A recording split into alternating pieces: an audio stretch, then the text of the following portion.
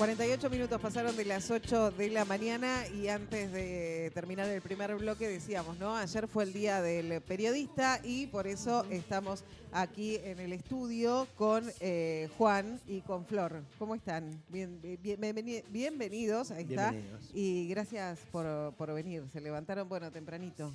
Como siempre. Como siempre, bien. ¿Cómo andan? A buscar la Muy buenos noticia. días, muchas gracias. Flor y Marcos. Flor, Un gusto estar acá. Sí, somos un montón. Y también tenemos Y también vía Meet. Vía Meet tenemos Estamos a a otro colega, otro periodista. No sé si ya estamos en condiciones de conectarnos con él. Vamos a crear un poquito de misterio. De misterio, Que así de se hacen estas intriga, cosas en, claro, en sí. la radio y en el Obviamente, streaming. obviamente.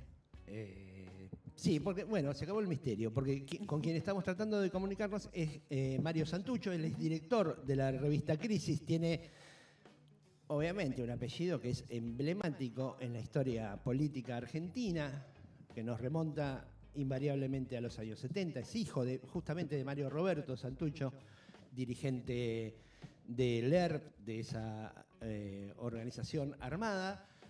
Buenos días, Mario, ¿cómo estás? Un gusto saludarte. Estamos Flor, Juan y Marcos. Hola, ¿cómo andan? ¿Se escucha bien? Sí, Perfecto. te escuchamos perfecto. La idea es hablar un poco de periodismo a propósito de que ayer fue el día, pero no sé si, sobre todo en este contexto, en esta vorágine que ha sido el fin de semana con lo del indio, podemos hablar de periodismo, pero quizás hablemos de cosas más grandes aún. Vos como... Podemos hacer periodismo, trabajar, También ¿no? podemos hacer, de vez en cuando estaría bueno, sí. ¿Cómo lo ves este día en este contexto? Bueno, es un momento complejo, ¿no? Un momento en el que estamos enfrentando, por un lado, un ataque sistemático, una crisis, yo diría una crisis, ¿no? Del periodismo en sentido general, de su función social, digamos, de su lugar en la sociedad y demás. Eso en términos más generales, más, uno podría decir, epocales.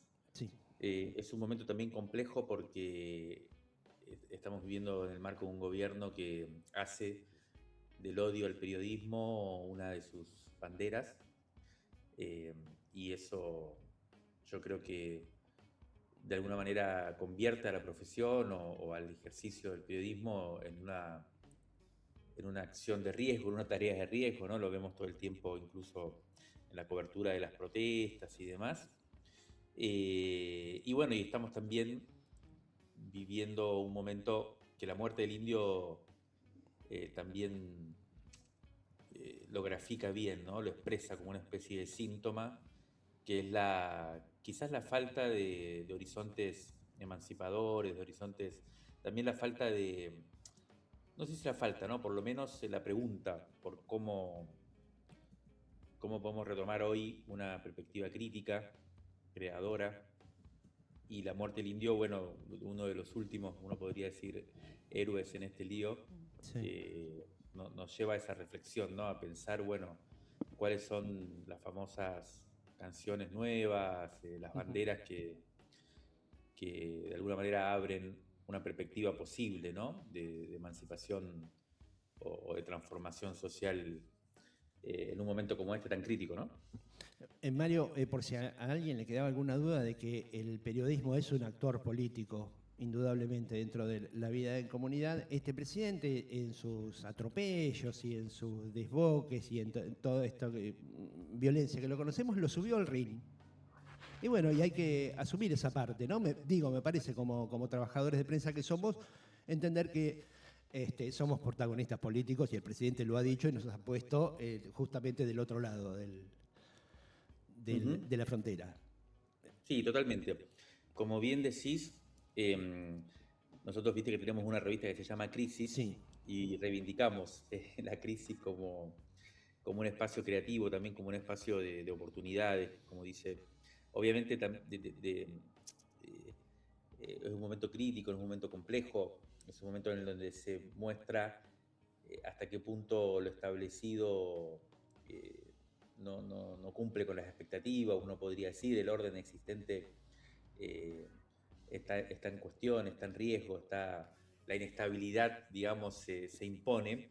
Y por otro lado, eso todo el tiempo nos lleva a la pregunta por cómo hacemos las cosas de otra manera, ¿no? Entonces, desde este punto de vista, creo que hay que evitar este momento de una forma activa, no de una forma meramente pasiva, de padecimiento y de victimización. Hay que salir de eso y, como bien decís, asumir el lugar que uno tiene y básicamente afirmarse en este antagonismo de alguna manera que nos propone la ultraderecha en el gobierno, en el poder hoy.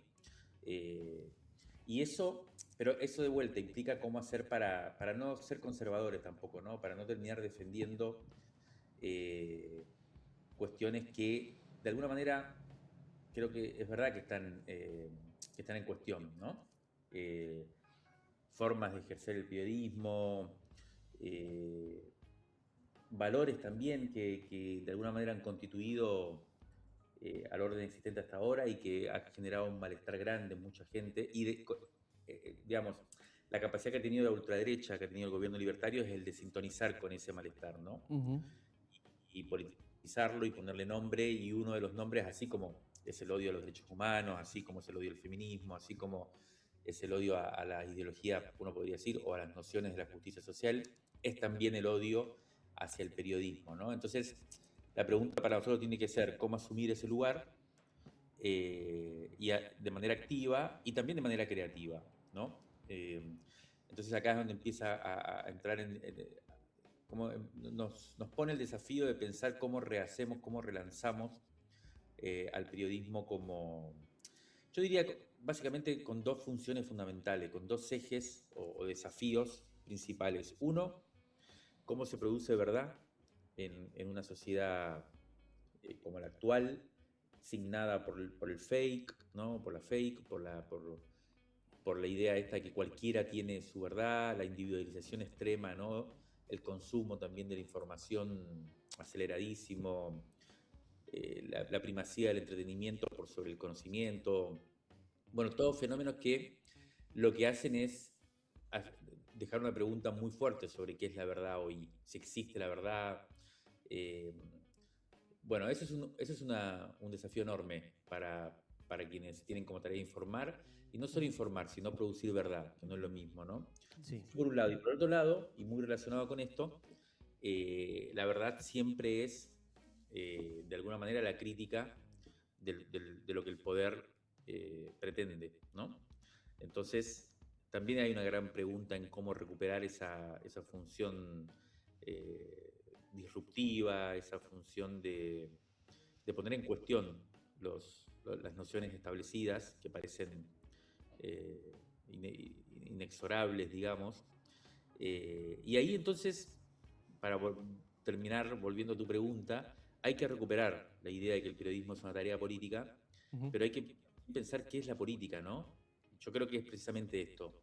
La política, por lo menos desde el punto de vista periodístico, la politización en el buen sentido de nuestra tarea, de nuestra actividad, es producir verdad y cuestionar el poder. No necesariamente asumir una pertenencia partidaria, por ejemplo, ¿no? No necesariamente asumir esa función, esa idea más militante, pero no militante en el sentido que reivindicamos, sino militante en el sentido de adherir necesariamente a un poder, a un partido, sino más bien, yo diría siempre, formular buenas preguntas más que agitar respuestas hechas, digamos. Sí. Recuperar el discurso. Sí, sí, recuperar el lenguaje como posibilidad herramienta. precisamente de contar lo que nos pasa, de elaborar lo que nos pasa, y esto, de formular preguntas, sobre todo. Juan. ¿Cómo andan? Bueno, muy interesante lo que dice Mario. A mí me gustaría por ahí, más que hablar de la verdad, hablar del sentido, ¿no? El periodismo siempre elaboró el sentido, o por lo menos, digo, esta es una de las funciones que ha tenido siempre. no porque la cuestión de la verdad sea algo muy presuntuoso, ¿no? Sino porque es nuestra limitación como profesionales. La política siempre ha estado con el periodismo. De hecho, el periodismo nace con la política, después se reelabora en otra cosa, pasa por la etapa de la empresa. Ahí la etapa de la empresa yo creo que es la que le aporta esa pátina de objetividad que todavía hoy resuena, pero siempre el periodismo fue muy político, nació de la mano de la política, fue uno de los brazos de las revoluciones, y de hecho yo me acordaba ayer que acá en Rauch, por ejemplo, durante mucho tiempo existió un periódico que se llamaba El Alem, que se editaba en la UCR. Sí. Y no había ningún problema con eso. Durante años, durante décadas, Rauch tuvo un periódico escrito que se editaba en la UCR y no había ningún problema con que se... ¿Por qué? Porque la gente entendía desde dónde se estaba elaborando el sentido de lo que se editaba ahí. Más honesto, si se quiere, ¿no? Es más honesto. Siempre los periodistas tuvieron una participación no partidaria, ahí coincido por ahí con Mario, que no tiene por qué ser partidaria, pero sí muy política. Y eso tiene que ver además con la honestidad. Uno produce sentido con las herramientas que tiene, y una de las herramientas que tiene un periodista es una idea de patria, de destino y de historia, y uno no se puede despojar de eso. La honestidad pasa porque todo el mundo conozca de alguna manera el marco en el que uno le da sentido a los hechos, que haga la lectura de lo que pasó ayer con el indio, de lo que haga la lectura de lo que está pasando con este presidente. Y bueno, y eso es un poco también lo que se ha ido modificando, y coincido con que estamos en una etapa, diría Silvio, donde en esta era está naciendo un corazón, está naciendo una lógica nueva, porque no solamente tenemos un presidente, tenemos una dirigencia que empieza a emerger a nivel mundial, que es una dirigencia que se muestra como no se mostró ninguna otra, y de alguna forma nos está o intenta arrastrarnos a nosotros como periodistas a mostrarnos de la misma manera. ¿No? Para mí, una persona como Milei es una persona que muestra todo lo que nosotros siempre escondimos como personas públicas. Tal cual. Eso que vos hacés cuando se va el invitado en tu casa, eso que vos hacés cuando estás solo frente al espejo, ese baile que vos tirás cuando no te está viendo nadie y estás con la toalla y saliendo del baño, eso que no estás dispuesto a mostrarlo, de eso ha hecho Milei una política. Y eso de alguna manera nos intenta arrastrar a que hagamos lo mismo. Ahí con esto termino, hay una cuestión de resistencia, que tiene que haber una cuestión de resistencia del periodismo, primero, para volver a formar sentido desde un lugar honesto, pero después para no subirse a esa lógica y a esa vorágine. Yo no sé cómo se hace esto. Y yo no sé si Mario, es regresar Flor. o superar. ¿Vos cómo lo ves, Mario? En base a lo que dice Juan, adaptarnos a los tiempos sería regresar a eso un poco más correcto que alguna vez fuimos, o seguir esta vorágine y a partir de ahora reelaborarnos. Claro, me parece una buena pregunta porque yo creo que, por eso digo, me parece que el desafío es cómo asumir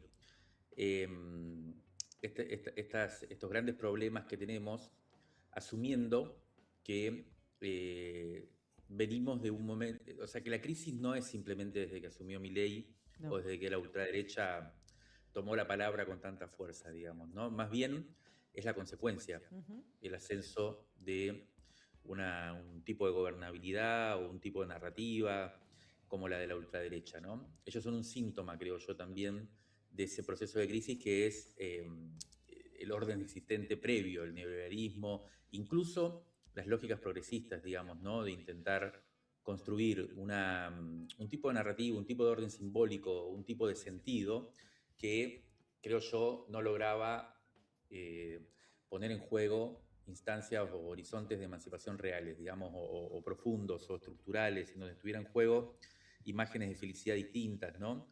Creo que ese es el gran desafío que hay que asumir, es lo que yo creo que a lo largo de este siglo, desde mi punto de vista, hay momentos bien interesantes de apertura del sentido en este siglo, como el 2001 y, bueno, otros momentos seguramente muy, muy interesantes, en donde precisamente esa lógica que parece inevitable, que es la del capitalismo, que es la de un tipo de democracia que en gran medida sabemos que tiene como muchos problemas, ¿no? Que no cumple con sus promesas fundadoras, como era, bueno, una empresa se come, no solo se vota, sino que se come, se educa, se cura. Bueno, obviamente hay momentos en los cuales esos derechos, uno podría decir, están mejor tratados, pero nunca terminan de ser universales, nunca terminan de ser verdaderamente para todos y todas, y por eso se genera un malestar social muy fuerte que es el que capitaliza, creo yo, el ultraderecha.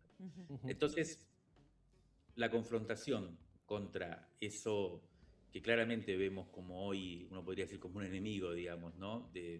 Por parte de la ultraderecha que nos ubica en ese lugar a nosotros, tiene que poder asumir el desafío de crear algo que no conocemos todavía y recuperar, creo yo, una vocación mucho más, uno podría decir, revolucionaria.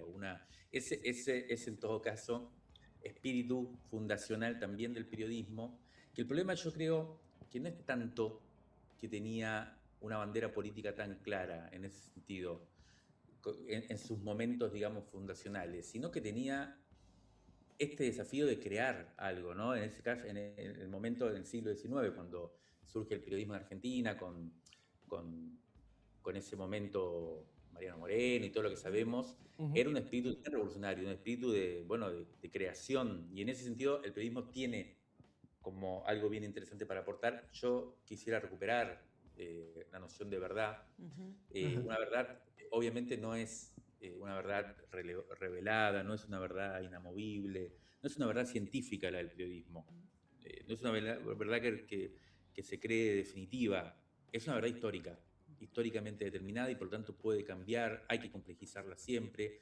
Es una perspectiva, no el punto de vista divino, digamos, de Dios, pero sí hay que recuperar, por ejemplo, el hecho de que, o sea, los hechos existen, el periodismo informa, las cosas suceden o no suceden de determinada manera, siempre, por supuesto, vistas desde una perspectiva, pero eso no quiere decir que no tengan valor de verdad o de verosimilitud. Creo que es una cosa bien importante para recuperar hoy, incluso aunque uno no tenga... a riesgo de equivocarse, diría yo, ¿no? Como expresa Martel con su película última, ¿no? Sí. Hay que arriesgarse a dar discusiones de fondo. Hay que combatir, por ejemplo, la idea de la relatividad, del individualismo, de que cada uno tiene su perspectiva. No, somos una sociedad, hay un pueblo, existe un soberano, existe la posibilidad de construir enunciados que se reconozcan con valor de verdad, no contra la mentira. Eso me parece que es una batalla bien interesante para dar. Entonces, sí creo que es verdad que hay una forma de la objetividad, como bien planteaba el compañero antes, que entró en crisis también, ¿no? Y que tiene que ver mucho con la era del periodismo como industria. Eso es lo que se termina. Claro. La era del periodismo como industria es también la era en la cual los medios, y sobre todo los grandes medios concentrados, son los que condensaban o se apropiaban de esa idea de verdad, ¿no? Las cosas son como dicen los grandes medios. Por suerte eso ha entrado en crisis. Y entonces sí, por eso vuelven imágenes que ya no son las de la industria, que fue durante el siglo XX. Hay que recuperar qué es el periodismo hoy, esa vocación. Bueno, tenemos figuras como la de Rodolfo Walsh, por ejemplo, que fueron bien interesantes en el sentido del periodismo de investigación, la no ficción. Hay muchas imágenes para recuperar, para poner en juego y para recobrar la dignidad de esta tarea, que implica sí o sí un vínculo con la política, sin duda, y un vínculo sobre todo con lo popular, con ese sujeto de la emancipación, digamos. Y también el derecho a la información, ¿no? De todos, todas y todes, ¿no? Los ciudadanos el derecho a la información y eso está en nuestras manos también. La política de este gobierno, la decisión de este gobierno de desmantelar los medios públicos, TV Pública, Telam, Radio Nacional. Hoy en Radio Nacional Esquel, por ejemplo, donde tengo una colega, hay un solo programa local. El resto son todas retransmisiones de Capital Federal. ¿Y qué le importa al que vive en Esquel lo que está pasando en Capital Federal? Hay una realidad, claro. Exactamente. Es una decisión. Flor. Bueno, yo siempre hago la aclaración técnica de que no soy periodista, que soy locutora, pero los escucho y además los consumo y los leo, y siempre uno en esta construcción de sentido, como decía Juan, está buscando sus referencias. Y pienso también en lo noble de esa actividad, sobre todo también en medios de comunicación de ciudades más chicas o de poblados, ¿no? Rauch, se sigue haciendo periodismo también, y es así en cada lugar y en cada sitio. Y lo noble de esa tarea, ¿no? De tratar de construir un sentido que aporte a esa comunidad.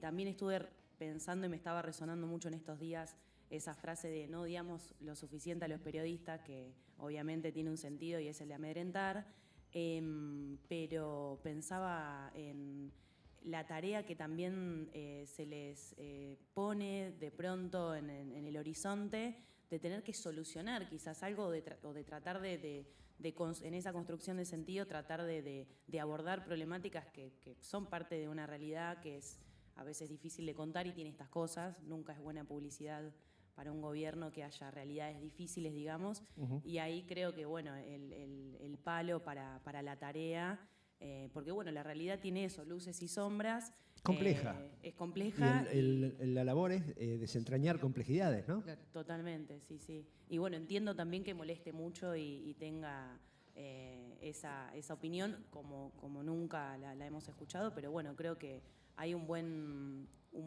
camino a seguir, digamos, ¿no? Y es un poco esa idea de mostrar la complejidad de la realidad y entender que no muchas veces es agradable de contar y atraviesa también a la persona que hace uso del micrófono, de la palabra y los medios que hoy hay disponibles, ¿no?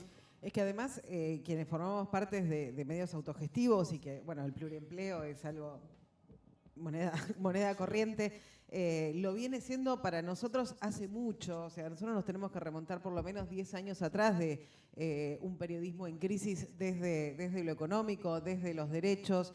Se lo podemos adjudicar a un montón de factores, ¿no? El avance de la tecnología, la guerra con Mañeto, del peronismo con Mañeto, y ahí donde se metió en la misma bolsa a todos los periodistas. Nosotros siempre desde acá remarcamos, sobre todo de este espacio, la importancia de los medios autogestivos, de los medios cooperativos, de las voces alternativas, sobre todo en territorio, ¿no? No sé cómo lo ves vos, Mario, a este surgimiento de, bueno, los streamings que tenés de todo tipo y color, pero también muchos medios autogestivos, muchas cooperativas, muchos medios cerraron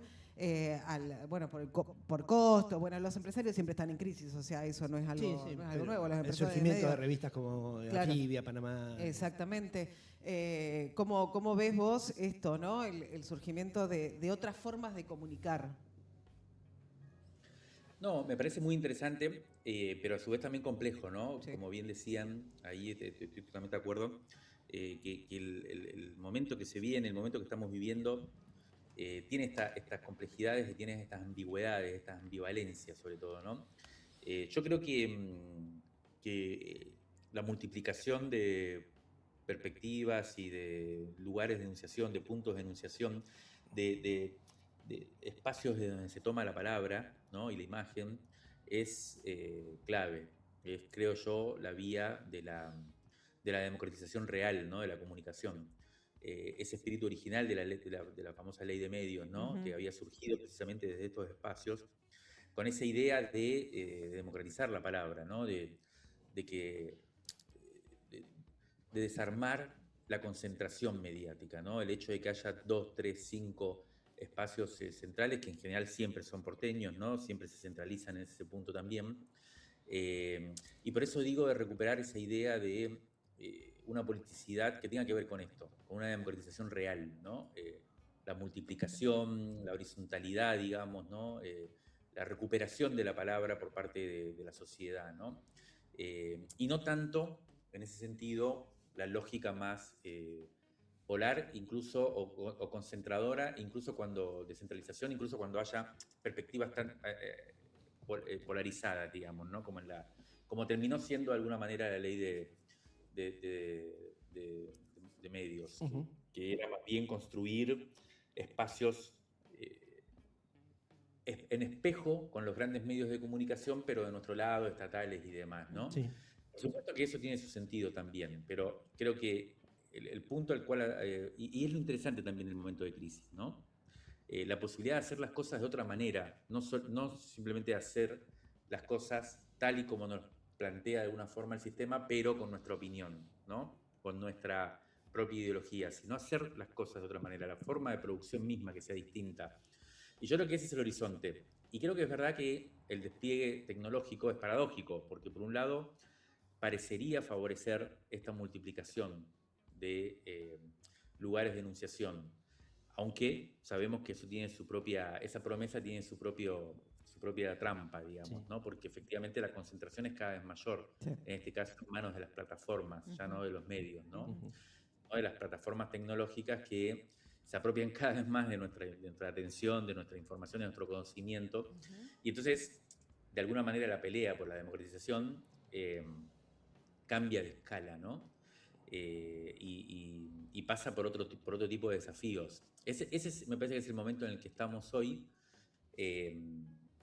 Yo creo que un gran desafío, nosotros estamos pensando mucho esto, estamos llevando adelante iniciativas. Nosotros tenemos un equipo de investigación política en donde estamos trabajando mucho sobre el poder hoy, sobre cómo generar prácticas alternativas. Una de ellas, seguramente lo habrán escuchado, es el mapa de la policía, por ejemplo, Sí. Sí. que entre otras cosas ha desarrollado una expertise, una pericia, digamos, para develar, digamos, cómo es la violencia, en principio contra los manifestantes, pero después terminó siendo también contra los periodistas, ¿no? Y fue fundamental, ¿no? En el caso de la Pablo investigación de Pablo Grillo, que ayer estaba sacando fotos. Sí. Ah, mirá, sí, Sí. exacto. O sea, ahí, eso fue uno de los aportes que tuvimos. Pero también estamos pensando mucho en cómo generar, a partir de estas experiencias, dispositivos, procedimientos de construcción, de verdad, como en este caso fue quien disparó contra Pablo Grillo, que puedan ser más federales, que puedan ser más diseminados. Sí. Y una intuición, por ejemplo, que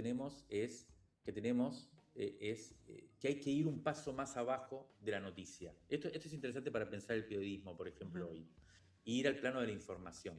¿Cómo construimos dispositivos para poner en común la información, lo cual implica un paso atrás respecto de la noticia? No competir tanto en el plano de la noticia, por ejemplo, sino en el plano de la información. Generar dinámicas de cooperación social real en el plano de la información. Para combatir la expropiación precisamente que hacen las plataformas y que hacen los dispositivos corporativos, ¿no? Y a partir de ahí entonces sí que nazcan miles y miles de medios en el plano de la noticia, pero construir un espacio común en el plano de la información. Bueno, estamos tratando de trabajar sobre esto. Seguramente pronto le vamos a enviar noticias sobre algunas iniciativas que estamos teniendo, Genial. pero son los desafíos, me parece, que nos pone el momento actual.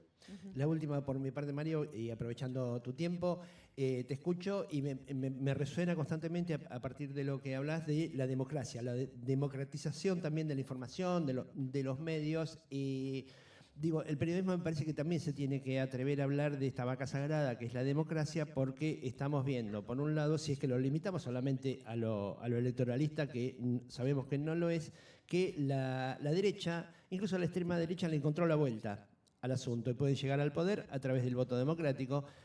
Y también tenemos una retaguardia ahí, Peter Thiel o qué sé yo, que por si esto no funciona, por si ya las cartas no le surgen tan buenas, tiene algo antidemocrático y dice, bueno, si la democracia impide el crecimiento, no seamos democráticos. Desde este otro lado de la divisoria de aguas, ¿cómo podemos analizar la democracia? ¿Democratizar aún más? ¿Quitarle esos valores meramente formales? ¿Cómo lo ves vos? Bueno, es una gran pregunta. Nosotros estamos también tratando de pensar esto. Venimos proponiendo la idea de que estamos ya sumergidos en una dinámica postdemocrática, ¿no? Ahí va. Creo que la ultraderecha está desplegando un modo de gobernabilidad, no solo en Argentina, sino, creo yo, en muchos países, principio a partir del gobierno de Trump, el segundo gobierno de Trump en Estados Unidos, la dinámica de guerra que vemos, ¿no?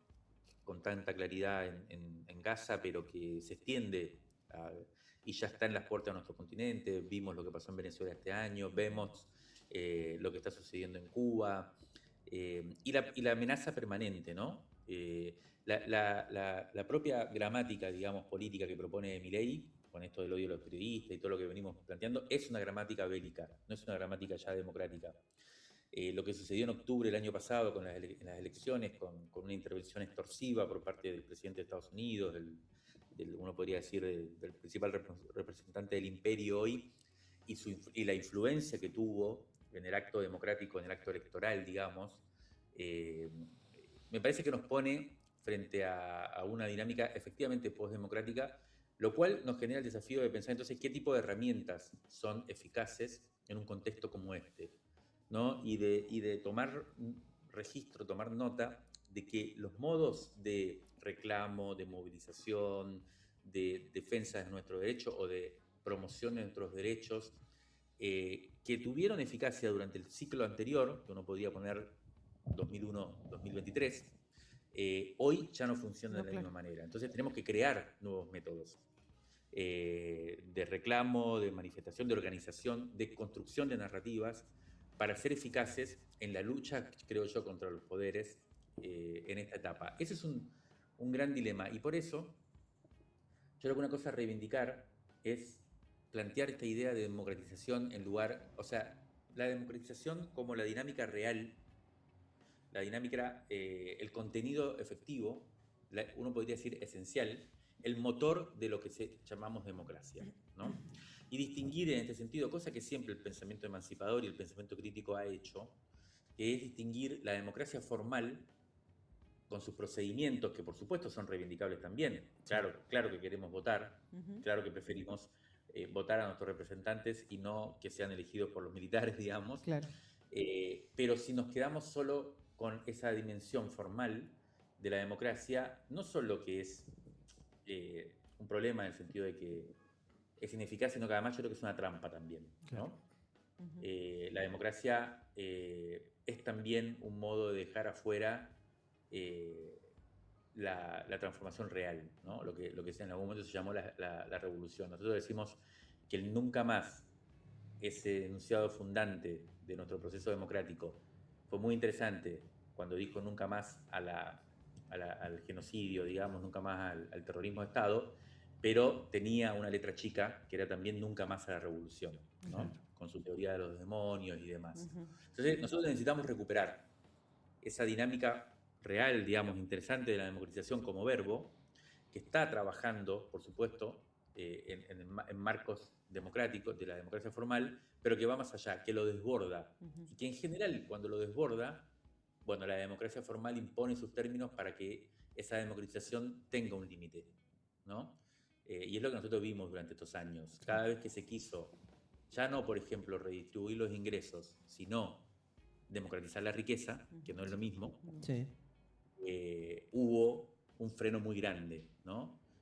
A las posibilidades reales de democratización y por lo tanto de justicia social, ¿no? Entonces, a mí me parece que tenemos que recuperar esa vocación y generar las herramientas, y en este caso creo que el periodismo, la información, es una de las dinámicas clave hoy de esa disputa, ¿no? Nosotros decimos que hay tres grandes sustancias, uno podría decir, que explican la disputa por el poder hoy entre quienes concentran y quienes queremos que se democratice.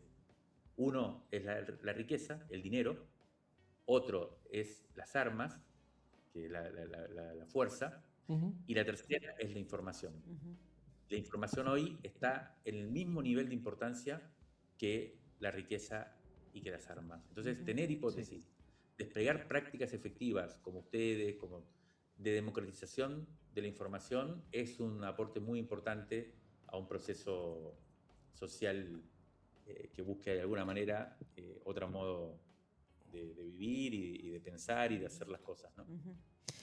Mario, te agradecemos muchísimo esta comunicación y bueno, obviamente vamos a seguir probablemente en contacto. Es muy interesante lo que decís y yo pienso también que es distinto construir o reconstruir democratización desde lo comunicacional en el interior que en Capital Federal. Se labura distinto, los tiempos son otros y me parece muy interesante que se pueda dar y tengamos la oportunidad de tener este diálogo más en profundidad y bueno, porque todos formamos parte de esto, ¿no? Y bueno, tenemos la misma idea que es la de democratizar la información, de poder del acceso y que dejen de odiarnos, básicamente. Te mandamos un abrazo, Mario. Bueno, muchas gracias, un abrazo enorme y que estén bien. Muchísimas gracias. Mario Santucho, en Pasados de Rosca, bueno, eso, los gustos en vida, ¿no? Sí. Y el placer de que, bueno, la tecnología que no es tan tirana te da estas oportunidades, ¿no? Como tuvimos hace 10 días la oportunidad de dialogar con Evo Morales. Sí. Bueno, ahora hablamos con Mario Santucho, bueno, hablamos el otro día con Lala de Mujeres que no fueron tapa. Bueno, estas posibilidades que te da la tecnología no la odiamos, no la odiaremos tanto y está buenísimo. Bueno, ¿cómo vivieron ustedes ayer el Día del Periodista? Y bueno, un poco copada la agenda, ¿no? Sí. Por esa masiva despedida del Indio Sí. Solari, de lo cual no quise ver mucho tampoco porque... ¿No quisiste ver? Mucho, tanto no. Era como una especie era muy doloroso, ¿eh? Sí. Mucha gente, amigos muy afectados, Ujú. Sí. padres de amigos muy afectados, así que, bueno, fui ahí pivoteando. Lo que sí, puse un ratito la pantalla de C5N y me cruzó una tandilencia ahí, o sea, fue instantáneo. Sí, yo Así también. que...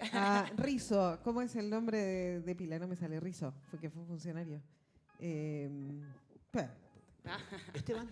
No, No. no. De Lungui. No, No, fue peronismo. El ¿Ariel? concejal peronista. No. Ariel, ¿no? ¿Ariel Rizzo? El Pico. Sí, Sí. ¿no? ¿Ariel? El Pico. Sí. Ariel. Sí, Ariel. Sí, lo vi que también en C5N ahí Así que que bueno. le hicieron una nota, estaba en la fila para despedir al Claro. indio. Ustedes, Juan, Flor, se toman, no sé si por día, pues sería un embole también, ¿no? Al menos un Aburrido. tiempo periódico, semanal, quincenal, mensual, para pensar estas cosas que estábamos hablando con Mario, lo que vos le Sí. decías, Yo lo que vos decías. Yo las pienso continuamente. ¿Las pensás Sí, continuamente? sí. Como parte de la práctica. Kundera tiene un libro que se llama La lentitud y paradójicamente habla de la velocidad. Y él ahí, bueno, la historia pasa por otro lado, pero toma como hecho informativo la hambruna en Somalia, ¿no? Entonces él dice, hay una matemática existencial que es compleja en la información, que es a mayor velocidad hay menor profundidad. Y no hay posibilidad de salir de esa matemática existencial. Vos le sumás multiplicidad y velocidad y le restás sí o sí profundidad. Entonces, ¿cómo haces Volver a la información, ¿no? Lo que decía Mario. ¿Cómo haces para quedarte sin quedarte afuera? Porque Claro, hoy claro. el marco... Es la primicia, es ya la Hoy, inmediatez. viste que hoy no se habla, yo decía de sentido, pero ya incluso ni siquiera se habla de sentido, se No. habla de la teoría de los framing, de los marcos de entendimiento. Ya ni siquiera te pones a pensar. Es medio como que das una relojeada por la realidad y eso te crea sentido. Sí, y decirlo en 10 segundos. Claro. En Y eso 4 párrafos. Entonces, sí, ¿cuál es el desafío de la comunicación hoy? Bueno, para Flores supongo que es exactamente igual. ¿Cómo haces para no quedar afuera? Porque hoy lo que se consume es eso, Ujú. ¿no? Porque la gente está cada vez más acostumbrada a consumir más cantidad a menor velocidad y a menor profundidad. ¿Cómo haces para elaborar esa fórmula, no quedar afuera, No convertirte pero- en un producto gourmet. pero Ah, tampoco o sea, ser un tiratítulos? Claro. Claro. ¿Cómo haces para quedarte en el tema? Bueno, Sí. hoy, ¿cuánto dura un tema? Se calcula más o menos que un tema en un medio de comunicación masivo dura máximo 6 días. Ujú. La Y es un memoria... montón. Y es un montón. De un tema explosivo. Sí. La memoria de un lector o de un espectador promedio que no está interesado en el tema, sobre el tema que vos le estás planteando, dura menos de 1 hora. Claro. Si no le tirás el tema que le interesa, después... Entonces, El gancho. estamos en el desafío ese de encontrar una fórmula para no quedar desenganchados de la forma que hay hoy de comunicar y de encontrar sentido de las cosas, y de no ser un producto más. Es muy difícil. No ser un tiret. Bueno, ¿cómo haces? ¿Cómo haces? Sí, Esta- por ahí esta uno tira la discus- toalla sí. y se vayan a la mierda todo. Yo escribo este ladrillo de 8000 caracteres y el que lo quiere leer, que lo lea. Claro. Total, sí. Pocos, pero bueno. Pienso en eso también, ¿no? En una época de mucha sobreinformación. Sin embargo, no tenemos la información importante. No sabemos si mañana va a haber una corrida del dólar, por ejemplo. Y hay gente que probablemente lo sepa. Sí. No no quiero decir con esto que lo vaya a ver, pero la información importante que determinará tu vida en los próximos meses, por ejemplo, Sí. yo creo que hay gente que la debe tener y esa es la verdadera información. Y nosotros, bueno, tenemos un cúmulo de cosas que donde vamos también filtrando, entendiendo que va por ahí, que va por allá, pero... Sí, y también eso creo que ha llegado, la población en general ni siquiera le interesa eso. Total. ¿Sabés con qué se engancha la gente? Con el lío que se armó con el ingreso al tiro federal. Claro, puede ser. ¿Entendés? Y ahí sí te miraron un video de 3-4 minutos en redes. 3-4 minutos, como un montón. Que Si no, bueno, es. y que es un montón. Yo hacés videos de 1 minuto y vos decís, mirás las estadísticas y lo miraron 10 segundos Sí. y después cae estrepitosamente las visualizaciones. Pero digo, vos te pensás y buscás y decís, bueno, ¿de qué manera en el título y en la bajada logro que la gente se quede un poco más y quiera ir a la nota y quiera leerla? No, la gente es la imagen, sonido y ya te digo, cuando es un caso de notoriedad para el pueblo chico, o sea, para Tandil, lo que sucedió en el tiro federal fue algo totalmente disruptivo y ahí la gente se quedó viendo. Yo tengo 100.000 visualizaciones en ese mismo sábado, en un par de horas. Sí. Y vos decís, es una El locura. jab a la mandíbula o no sé qué tipo de golpe, de art, ¿no? Hoy Sí. se ha transformado en todo. Claro. El cross, era un El cross. claro. Ese cross a la mandíbula, que era para empezar a contar, hoy es la historia. Sí. Entonces eso es porque sos una máquina de tirar trompadas. Sí. Sí. Y te volvés un cronista muy aburrido, muy Total. titulero, muy Predecible. sí, muy pizarrero, dirían los uruguayos, Sí. como muy obvio. Yo ahí soy, la verdad, ayer estaba, el fenómeno indio dio para analizar varias Sí. cuestiones. Uf. ¿No? La En primera, eso estamos, la sí. primera cuestión es que yo llegué una vez más a la conclusión que yo siempre llego tarde a las grandes cosas. Bueno, pero llegás. Bueno, Es una característica. Yo ya lo No te he- pasa la historia abajo de los pies. No. Yo en algún momento quiero ser parte de esa, De algo. de esa minoría que vio nacer la cosa. claro. Yo llego cuando ya quedan los restos en la mesa. Claro. ¿No? O sea, no sos ricotero de la primera hora, digamos. No soy ricotero ni siquiera, pero ayer me dio ganas de ser Claro que sí, ricotero. claro. Me pasa, y quiero decir esto, no sé si tiene que ver con el periodismo, es más personal, pero yo tengo como un afán, como mucha ilusión de compartir las alegrías colectivas. Sí. Ya. Y la vida no me ha dado grandes chances de poder hacerlo. Por ejemplo, no me gusta el fútbol. Ahí. Y yo sé que eso para Que mí hace es afuera una mucha gran cosa. debilidad. Claro. Sí. Yo, por ejemplo, no ni disfruté ni padecí a Maradona. Yo me perdí el 50% de la historia argentina. La puta, eso es un caso. La Juan, cara ¿eh? de- sos un caso.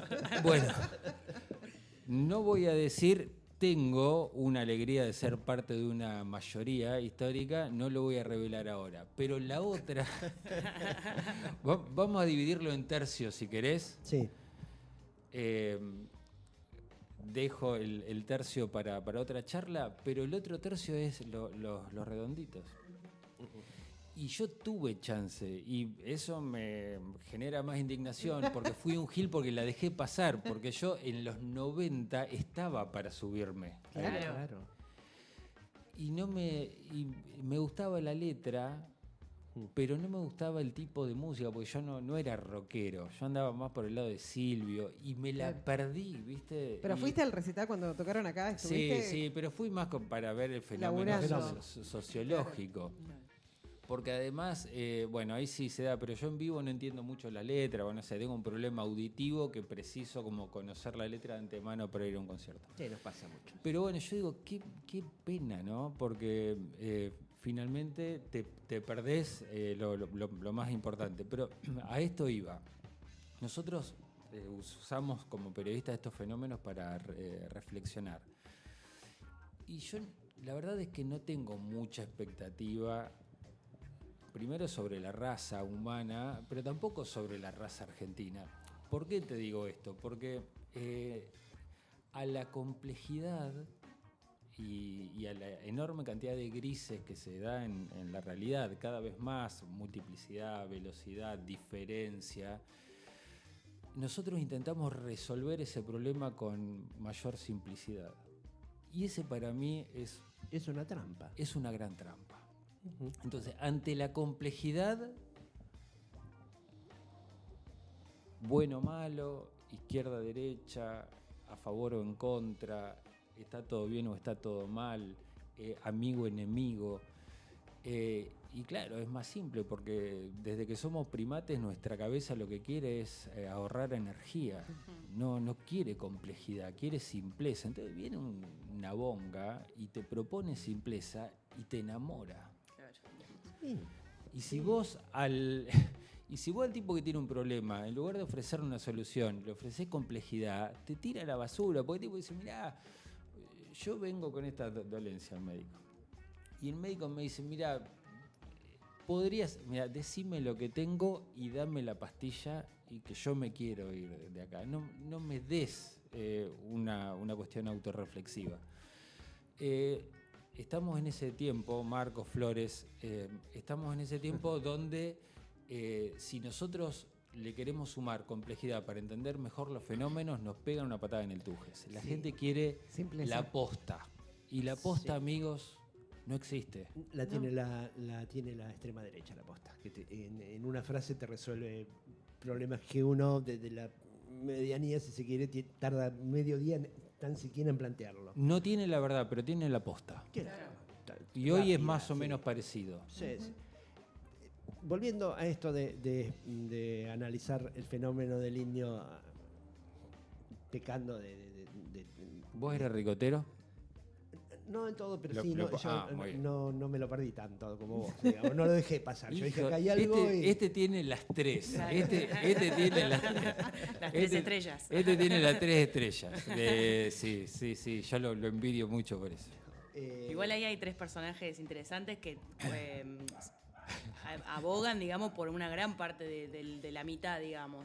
No sé si la de Argen o la de Tina, como dijo, pero que es Perón, Maradona y el indio. Bueno. O sea, vas a encontrar ahí un gran grupo social. Sí. Bueno, ayer la frase era, Argentina es peronista, ricotera y Sí, maradoniana. todos los que fueron ayer, dudo mucho que no le peguen esas tres estrellas. No, Sí, bueno, sí. viene el combo. Sí, algunos se confundieron, pero sí. Algunos están confundidos, Claro. algunos no saben lo que son todavía. Claro, sí, o saben, pero dijeron, bueno, no, mucho que... Bueno, el peronismo hizo lo suyo, como para que Para la confundir, gente decís dudara, vos. claro, como para que la gente dudara. Lo decíamos hoy a la mañana. Me parece que no habría que subestimar tanto a la gente. No sé qué es la No. gente tampoco, ¿no? Sí.